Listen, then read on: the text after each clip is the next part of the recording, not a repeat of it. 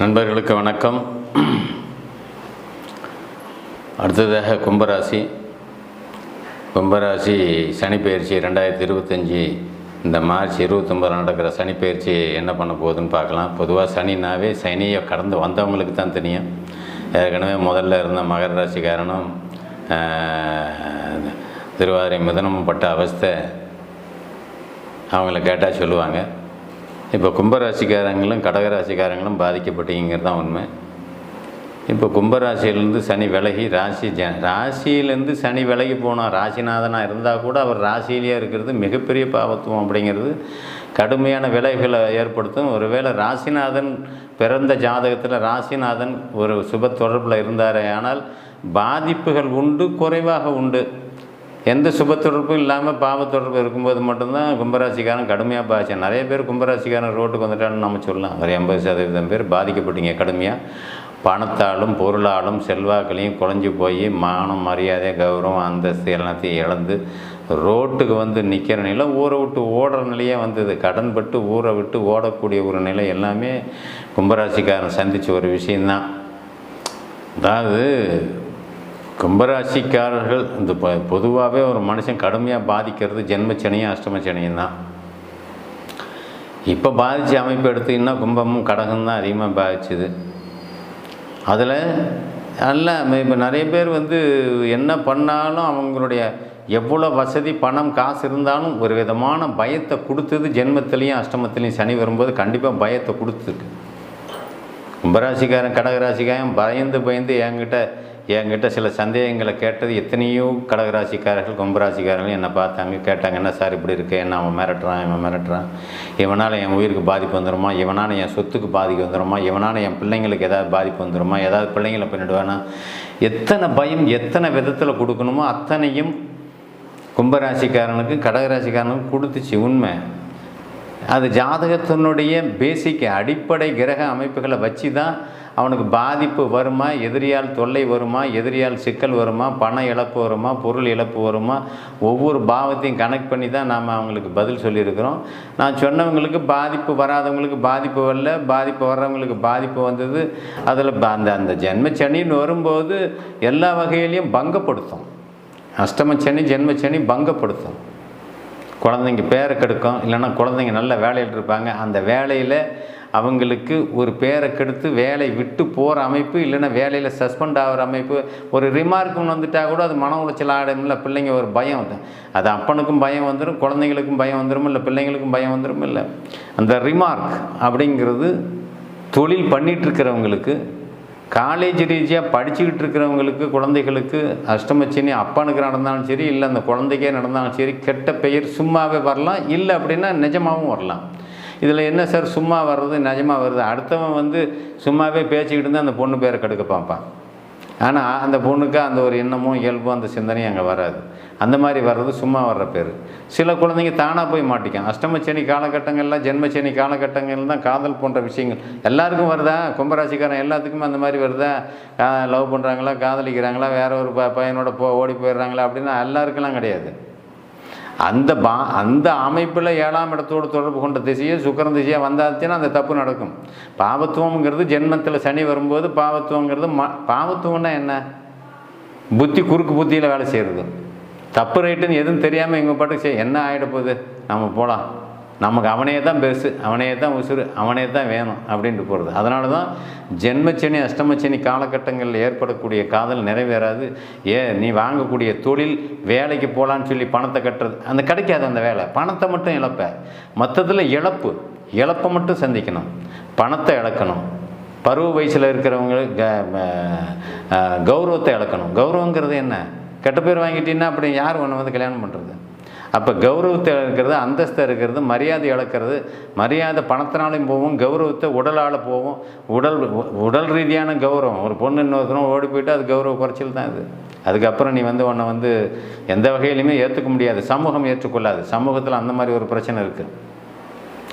அப்போ சமூகத்துக்காக வாழக்கூடிய அமைப்பு தான் முக்கால்வாசி பேர், 99% பேர் சமூகத்துக்காக. நம்மளை பார்த்தா மற்றவன் தரக்குறைவாக பார்க்கக்கூடாது, தரக்குறைவாக நினைக்கக்கூடாது அப்படிங்கிற சமூக கட்டமைப்புக்குள்ளே வாழக்கூடிய நாம் அந்த சமூக கட்டமைப்பை உடைச்சி எரிஞ்சு அதை மீறி நம்மளை தப்பு பண்ண வைக்கிறது தான் ஜென்மச்சனி. அப்போ அந்த ஜென்மச்சனி காலகட்டங்கள் எல்லாமே விலகி இப்போ ஒரு 2ஆம் இடத்துக்கு போகிறாரு. இங்கே பாருங்கள், மகரத்துக்கும் கும்பத்துக்கும் படாத பாடுன்னு சொல்லக்கூடிய காரணம் என்னமே, அந்த வீட்டில் அவர் அதிகாரத்தில் இருக்கார், ஆட்சியோடு இருக்கார். கெட்ட கிரகங்கள், பாவ கிரகங்கள் ஆட்சி உச்சம் பெறக்கூடாதுன்னு தானே சொல்கிறேன். அப்போ அந்த ஆட்சி உச்சம் பெறும்போது என்ன பண்ணிச்சு? கும்பராசிக்கும் மகர ராசிக்கும், இப்போ கும்பராசிக்கு பலன் சொல்லிட்டு இருக்கேன், கும்பத்துக்கும் மகரத்துக்கும் என்ன பண்ணிச்சு? வேலை போச்சு. சனி அந்த இடத்துல இருந்து அந்த பாவத்தை நசுக்கும். வேலை போச்சு, தொழில் போச்சு, வருமானம் போச்சு, கௌரவம் போச்சு, எல்லா வேலையும் கர்ண கடூரமாக இருந்ததுனால அவர் செஞ்சார். அந்த வேகத்தை அடுத்த வீட்டில் போய் உட்காந்து செய்வார். என் வீட்டில் நான் தான் என் முதலாளி, நான் தான் அதிகாரம் பண்ணணும்னு அதிகாரத்தோடு செஞ்சுவிட்டார் அவர். இப்போ அடுத்த வீட்டில் இயற்கை சூப்பரான குரு வீட்டில் அவர் சொன்ன பேச்சு இவர் கேட்டாகணும். இவர் அந்த இடத்துல இருந்துட்டுலாம் அதிகாரம்லாம் பண்ண முடியாது. அந்த அமைப்பில் இருக்கக்கூடிய அமைப்புங்கிறதுனால, இயற்கை சூப்பர் வீட்டில் இருக்கிறதுனால கட்டுக்குள் இருப்பார், கட்டுப்பாட்டுக்குள் இருப்பார், கட்டுப்பாட்டுக்கு அடங்கி சில விஷயத்தை செயல்படுத்துவார் அப்படிங்கிறது தான் உண்மை. ஆக 2ஆம் இடத்தில் இருக்கக்கூடிய அமைப்பு தனத்தை கெடுப்பார், மனசை கெடுப்பார் அப்படிங்கிறதுலாம் இல்லை. ஏன் அப்படின்னா, திரும்ப லக்னத்துக்கு உங்கள் ராசிக்கு ராகு வர்றது நல்லது இல்லை, அது உண்மை தான். ராசியில் சனி இருந்தாலும் வர்றது நல்லதில்லை, ராசியில் ராகு இருந்தாலும் நல்லதில்லை. ராகு அவருக்கு சொந்த வீடு எதுவும் கிடையாது, சனிக்கு சொந்த வீடு. சனிக்கு சொந்த வீடாக இருந்ததுனால தான் அவ்வளோ கொடூரமான பவரை செஞ்சார். அவர் வீட்டில் இருந்துக்கிட்டு நான் வெட்டுவேன், என் எல்லைக்குள்ளே வந்தால் நான் வெட்டுவேன் குத்துவேங்கிற மாதிரி, புரியுதா? ராகுக்கு அந்த சொந்த வீடு இல்லை. சொந்த வீடு இல்லாத சூழலில் ராகு என்ன பண்ணுவார்? சில மனக்குழப்பத்தை உண்டு பண்ணுவார், எதை செய்யறதுக்கு முடிவெடுக்க முடியாத சில சூழலை கொடுப்பார். ஆனாலும் குரு மே 14ஆம் தேதி குரு பெயர்ச்சியாகி ராசியை பார்க்கறதுனால ராசி பொலிவோடு இருக்கு. ராசிக்கு ஒளி கிடச்சிடுது இல்லை, குருவனுடைய ஒளி வருது இல்லை. ராசிக்கு ஒளி கிடச்சிட்டு போது ராகு ஒன்றும் பண்ண மாட்டார், குருவை போல செயல்படுவார், அவ்வளோதான். அப்போ என்ன பண்ணும்? 2ஆம் இடத்து தனத்தை அள்ளி கொடுப்பார், பணத்தை அள்ளி கொடுப்பார். 2ஆம் இடம் தனம், குடும்பம், வாக்கு, குடும்பத்தை அமைச்சு கொடுப்பார். கல்யாணம் ஆகாத பெண்களுக்கு கல்யாணம் ஆகும். வேலையில் பதவி உயர்வு, அந்த 3 வருஷத்தில் பதவி உயர்வு, ப்ரொமோஷன், அதுவும் 1 வருஷத்தில் 1.5 வருஷத்துலேயே. இப்போ சாதாரண வேலையில் இருந்துங்க மேற்கொண்டு ஒரு ப்ரொமோஷனில் மேலே போவாங்கன்னு அர்த்தம். அரசு வேலையில் இருந்தாலும் சரி, தனியார் தொழில் இருந்தாலும் சரி, இல்லை பரீட்சை எழுதிக்கிட்டு இருந்தாலும் சரி. பரீட்சை எழுதிக்கிட்டு இருந்தால் வேலை கிடைக்கும், ஏற்கனவே வேலையில் இருந்தால் ப்ரொமோஷன் கிடைக்கும், அதோட உயர் பதவி கிடைக்கும். வேலையே இல்லாதவங்களுக்கு வேலை கிடைக்கும். பணம் கட்டி தான் வேலை வாங்கன்னு நினைக்கிறவங்க கண்டிப்பாக பணம் கட்டினா வேலை கிடைக்கும். ஏன் அப்படின்னா 2ஆம் இடம் உங்களுக்கு 2ஆம் இடத்து அதிபதி இல்லை, ராசியை குரு பார்க்குறது சிறப்பு. 2ஆம் அதிபதியாக இருந்து ராசியை பார்க்குறார், அவ்வளோதான். 2ஆம் அதிபதியாக இருந்து அவர் ராசியை பார்க்குறார், அது ஒரு சிறப்பு தானே. இப்போ அந்த சிறப்பில் உங்களுக்கு செல்வாக்கு கூடுமை ஒழிஞ்சு செல்வாக்கு குறையாது. உங்களுடைய பேச்சு எடுப்படும், தொழில் எடுப்படும், செயல்படும். உயர் அதிகாரி, அரசு பணியில் இருக்கிறவங்க உயர் அதிகாரியும் உங்கள் பேச்சை மதித்து செயல்படுவாங்க, உங்கள் பேச்சுக்கு மதிப்பு கொடுப்பாங்க. வருமானத்தில் நீங்கள் செய்யக்கூடிய பிளான் எத்தனையுமே ஒரு தொழிலுக்கு 3 தொழில் பண்ணக்கூடிய அமைப்பு. தொழில் அமையாதவங்களுக்கு தொழிலில் 3 தொழில் பண்ணுவீங்க, இந்த அமைப்பெல்லாம் வரும். குடும்பத்தை குதூகலமாக நடத்துவீங்க, இந்த அமைப்பெல்லாம் கண்டிப்பாக வரும். அப்போது கும்பராசிக்கு 4ஆம் அதிபதியும் அதே வீட்டில் உச்சமாகி நிற்கிறாரு. இது ஒரு பெரிய ப்ளஸ் பாயிண்ட்டு. வீட்டை கட்டணும்னு நினைக்கிறேன் கும்பராசிக்காரன் எல்லாருக்குமே முதல்ல வீடு கட்டணும், கார் வாங்கணும், இன்னொரு வீடு பெருசாக இருந்தாண்டு கட்டணும்னு நினைக்கிற கும்பராசி. பணமே இல்லை, எங்கேருந்து கட்டுறது? கண்டிப்பாக கிடைக்கும்.